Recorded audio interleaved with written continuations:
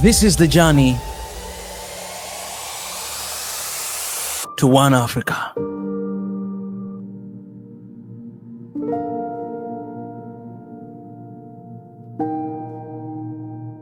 Hey everybody, welcome to SNOA, Swahili Nation, One Africa. And to be honest guys, it has been a moment, it's been a while since I sat on this chair and talked to you guys. It's been a while creating this kind of content, but I'm so grateful that I can come back here and talk to you guys. And you know, whenever I sit down here and have this conversation, it's because something serious is going on. It is because there's something that needs to be addressed.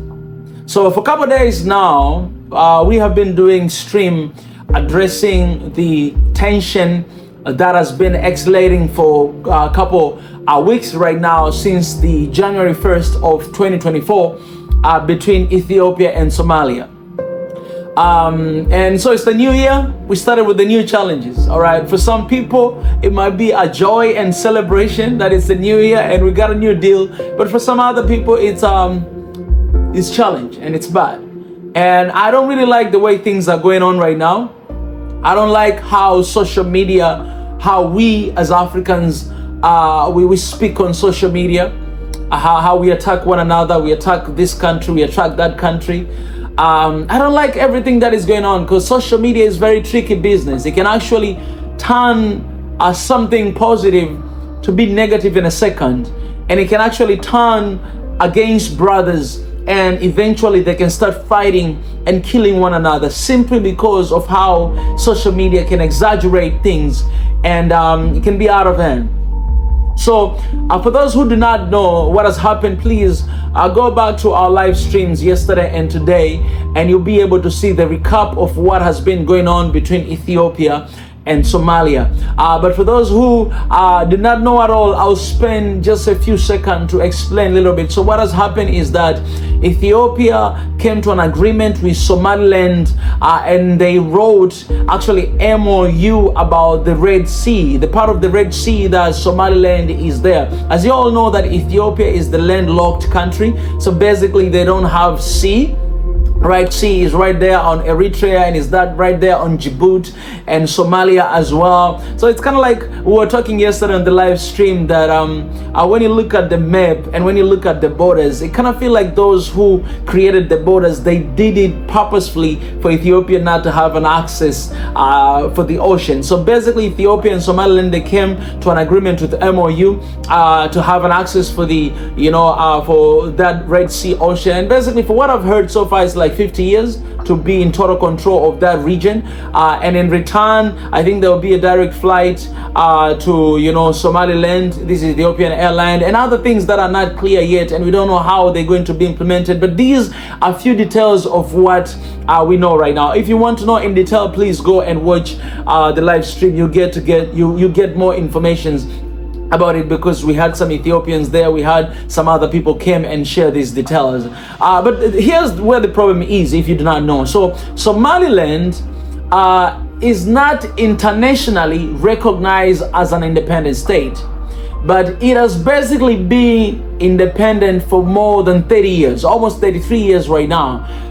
What I mean is they have their own government, president, they have their own money, they have their own parliament, they have their own system. So everything, they have basically their own system. And for all these years, Somaliland has been trying to actually, to be independent from Somalia. But Somalia hasn't been recognizing Somaliland as an independent state. And in order for your country to be recognized as an independent state, then the country that you were once belonged to, they have to recognize you as an independent state. That's the first step for you to be recognized internationally and other members to recognize you as a country. So Somalia does not recognize Somaliland as an independent state. It recognizes Somaliland as a region, one of the regions in Somalia. So basically, I would say they don't want them to go.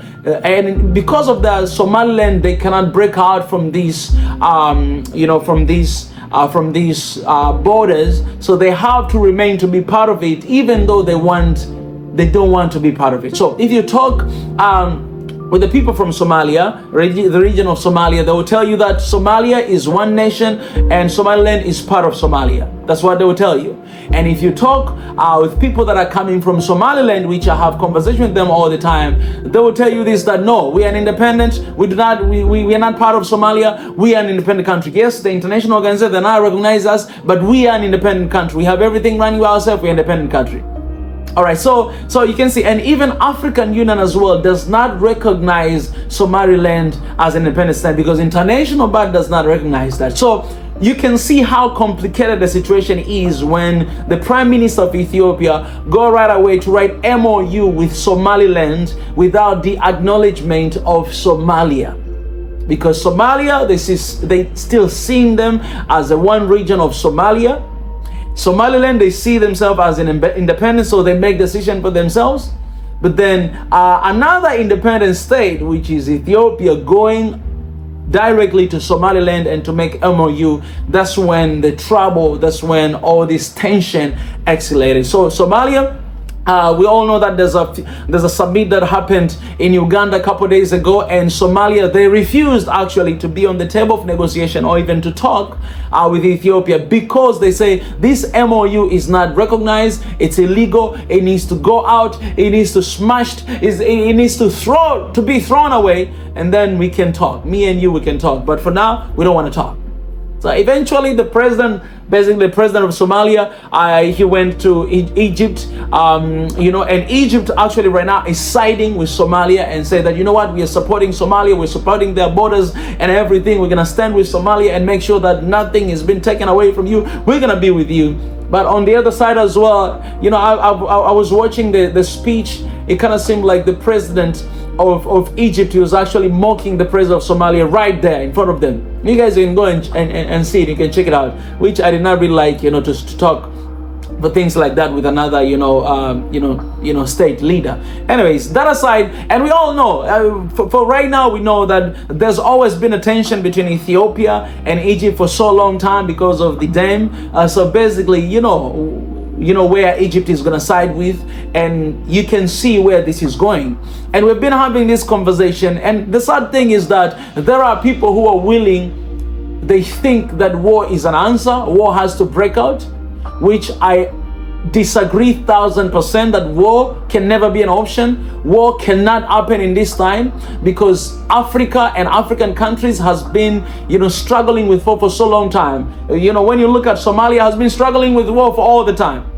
And Al-Shabaab, they were actually born from there, and they've been battling and fighting with them for so long time. And even Ethiopia, the country that is being accused right now, it also sent its own troop to Somalia, part of the borders there, to actually protect the country against, Al-Shabaab, right? And when you talk about Ethiopia, has been through, war and conflicts for so long time, internally, and also all these tensions outside for so long time. So the region of Horn of Africa, it has been dismantled for so long time with wars, with casualties. Right now you can talk about Sudan. There's been a war going over and over and over again. People are dying. All right, Somalia, Ethiopia, you have Djibouti, you have Eritrea. Man, you have all these countries that have been dismantled for so long time because of conflicts that have been going on in this region.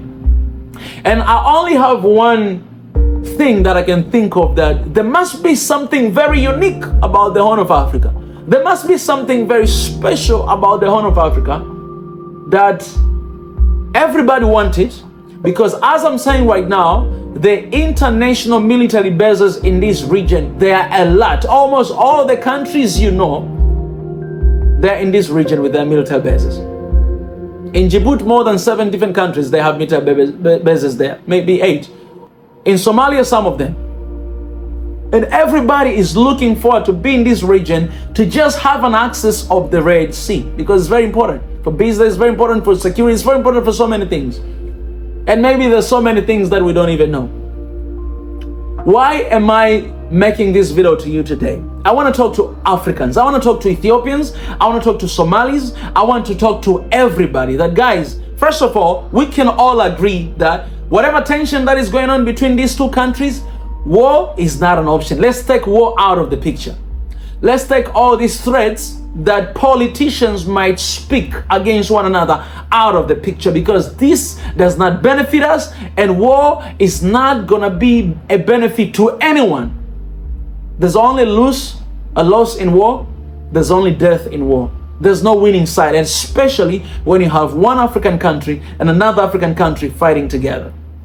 In Ethiopia, there's Somali state in Ethiopia called Jigjiga, whereby there's a lot of Somali people right now in Ethiopia speaking the same language, eating the same food, having basically the same religion. They are sharing with one another because these people are basically one people. Africans were basically one people. So threats and these tweets I see and all this on social media, we see threats and calling each other's name. I advise every single of you Africans, every single of Ethiopians, every single Somalis, it's a time to stop that nonsense and forget about threats and start talking as matured people. You know, if I don't know how to debate with you, if I don't know how to reason with you, I'm just gonna curse you. I'm just gonna say, get out of here. I don't want to listen to you. This and this and that and that and that. I'm gonna curse you. I'm gonna block you. I'm gonna do those kind of things. But all of these are sign that predicts or shows that you're not really matured. You're a coward. You don't really want to have a conversation. You think the only language that you can understand me and I can understand you is for us to go to fight. No, even if you got used to war for so long time, even if you've been fighting for so long time for your land, for your people, even if you've been doing that, war can never be an option. It cannot be an easy thing to just say. And these, even politicians, these so-called leaders, they must be very careful on how they talk, on their statements. Because whatever you say, that's what the people will get. And I'm telling you, if the war is going to break out between Ethiopia and Somalia, nobody's going to be able to stop that war. Because we have Israel and Palestine. We have Russia and Ukraine. Okay, we have Sudan right now. If this is going to break out, it's another strategy, it's another plan, it's another plan meant to dismantle Africa. And there are people who are going to benefit out of that war, and not us. We're going to lose a lot. So let's take war out of the picture. If we take war out of the picture, now we have to reason. Now we have to talk. Then what next? What are we going to do? And there's only one option to do it. And that is talk. And that is conversation. Because I'll tell you the truth, man. For me, I'll tell you the truth. My side, I'll say this. My side, it's always and it will always be Africa. Africa will always be my side. If you're waiting for me here to mention in the country that I'm siding with, you're going to wait until Jesus comes back, because my side is Africa. All of these two countries is in Africa. All these people are Africans, and I must side with Africa. When we start taking side, that's when we divide, we bring about division. That's when we start saying you are right and you are wrong. But in this situation, it's not about saying that you are right and you're wrong. No, it's looking at the data. It's looking at the facts and looking at the necessity. I'll tell you, the truth is this. The truth is this, that Ethiopia deserves to have an access of the sea. Anywhere, they deserve to have an access of the sea, because Ethiopia is one of the greatest nations. The only country that was never colonized in Africa. And the mart of Africa, a lot of countries in Africa, they actually look up to Ethiopia to get her own independence. And Ethiopia supported a lot of other countries in Africa to gain her own independence. This is the country, you know, okay, when I look at the other countries like South Africa were supported by Ethiopia. I mean South Korea was supported by Ethiopia. This country, they actually remember what some of the countries that supported them during colonialism, during the battles of whatever that happened in the past. They remember them and they acknowledge them today. So us as Africans, I believe that we need to remember what some of the countries, what some of our brothers and sisters, that's why we remember our forefathers did, sacrificed for us to be independent, for us to be where we are. So with all being said, I believe that Ethiopia, whether they have they're landlocked or they're not, they deserve to have access of the water. I believe any other country in Africa, they deserve to have an access of the water. It's very important. I'm not being favoritism. But if the entire continent of Africa, it is surrounded by the ocean. And let me tell you this, by the way, the old name of the ocean that we see there today, it used to be called Ethiopian Ocean. Yesterday we were having this conversation that today you don't even have African Ocean, but you have Indian Ocean. While Africa is surrounded by water all over the place, why we don't have our own ocean? Why we cannot even name our own ocean with our own name? So mind you that the old name of this ocean, it was called Ethiopian Ocean. Actually, all the way here to Ghana, all this ocean, it used to be called Ethiopian Ocean. So that's why I'm saying that this country deserves to have access to water. That's first thing. We must know that. And any other country in Africa deserves to have an ocean. This is the reason, because the borders that we see, the borders that locked Ethiopia or locked some Congo country or locked any country that is landlocked, these borders were not created by us, were created by colonizers purposefully to create division. So basically, borders is equal to division. Borders is equal to conflicts. Borders is equal to war. Border is equal to whatever that is happening, tensions. Borders is equal to that.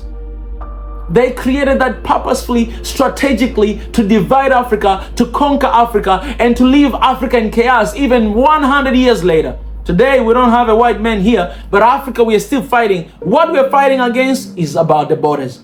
Look at the Africa. The whole conflicts happening in the continent is happening at the borders. When you go to Mali, when you go to Ethiopia, Somalia, when you go to Sudan, when you go to everywhere, man, it happens at the borders. Because these borders, man, first of all, it was not fair the way they were drawn. Second, it was created to divide our people. These are actually the same people. I say this all the time. If you go, man, to Congo, you find one part of Angola Kingdom is in Congo. In order to go there, you need to go to Congo and then to get there. How can you create a border like that? You created that to divide people, and second, you created that strategically for these people to forever be fighting. If they're not gonna wake up and realize that we're one people and forget about this border, let's stand together as one people and protect our continent, then you guys are gonna be fighting for the rest of your life and nobody will stand at the end of the day. I am very concerned. So, every African country deserves to have a water access. And we cannot get there if Africa does not come together. If the Horn of Africa cannot come together in this tension right now and to be like, okay, Somalia and Ethiopia, okay, let's sit down, because clearly there's been a problem between Somaliland and Somalia for so long. There's been a problem between Ethiopia and Somalia for so long. We cannot just take these actions quickly and soon and bring about this. What is happening right now? No, we cannot do that. We need to go right about this. We need to go right about this. I don't support anyone's decision. Let me be clear about it.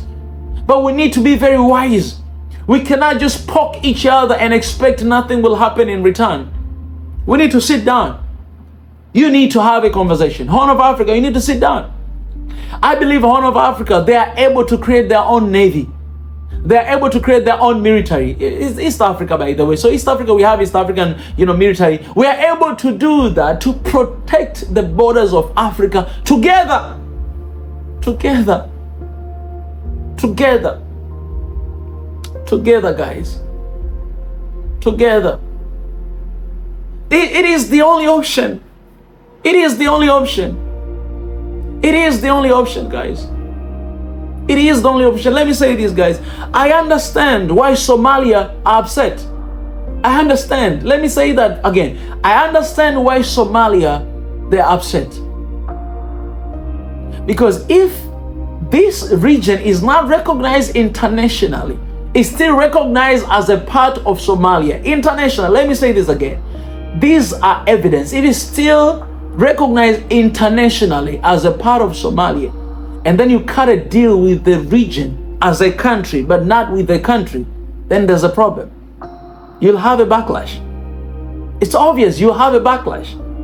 The only solution for this to disappear is for Somaliland to be recognized as sovereign country, independent country. If we can do that right now and Somaliland is recognized as independent country, then there's no problem.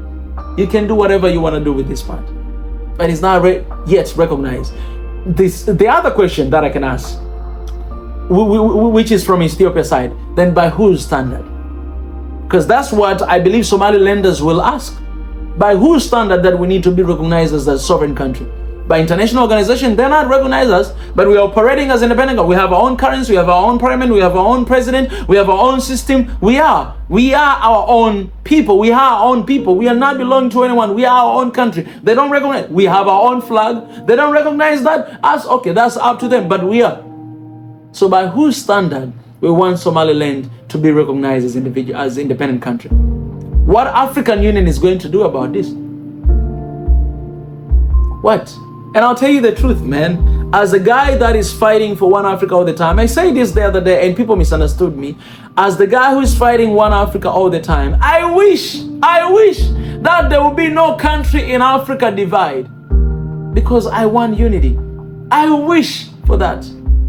But I know my wish, they don't always come true. Sometimes in order to get peace, sometimes in order for people to come together, they need to go in the separate ways for them to come together again. Because if you are in a toxic relationship, if you're not in a healthy relationship, then that relationship, if you keep holding on to, you're going to end up dying, you're going to end up depressed, you're going to end up stressed, and we all know where that road leads. You need to get out of the toxic relationship. I'm not saying that the relationship between Somaliland and Somalia is a toxic relationship. I'm not saying that.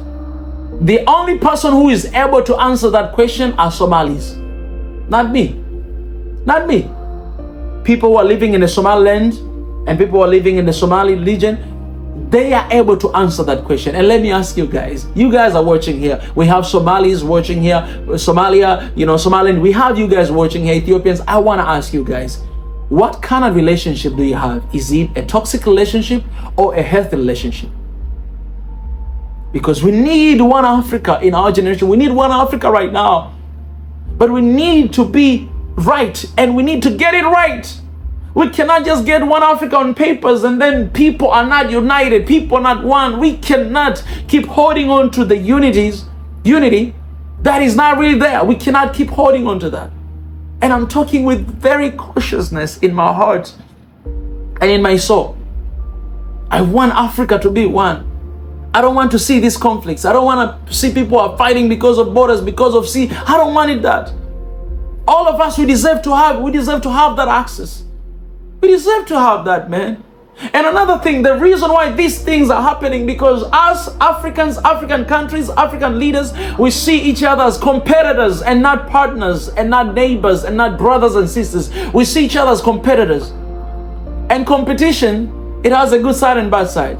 There's one side of competition that it leads to chaos, what we see. And there's another side of competition, it leads to push each other forward. But what we do in Africa, we push each other down. We're not coming together. We push each other away. We push each other down. We cannot keep doing that. We need to start partnering with one another. We need to start supporting one another. We need to start to stand with one another and fighting for the motherland Africa together in unity.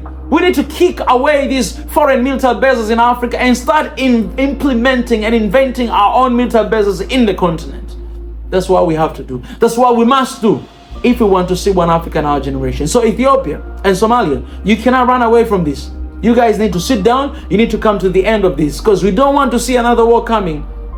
You guys are family. You guys are brothers. Stop attacking each other on medias. Stand together and figure out how can we figure this out together. Don't start calling each other's name. You guys have always been there for one another. Always. Even right now, there's some troops protecting against Al-Shabaab in Somalia. You have been there with one another. And don't see each other as competitors. Your win is my win. So how can we both win? That's what we have to do. Okay, you want this? Okay, how can we both win? You want to do business? How can we both win? No, you cannot do it. You reject your own African brother and you're ready to allow somebody else, non-African, to come and to take charge there. This is unacceptable. Africa, we must wake up and start working with one another, because we have that ability, we have that understanding. That's why they look down on us, because we cannot even afford to be in the same room. We cannot even afford to talk, to negotiate. What do we expect?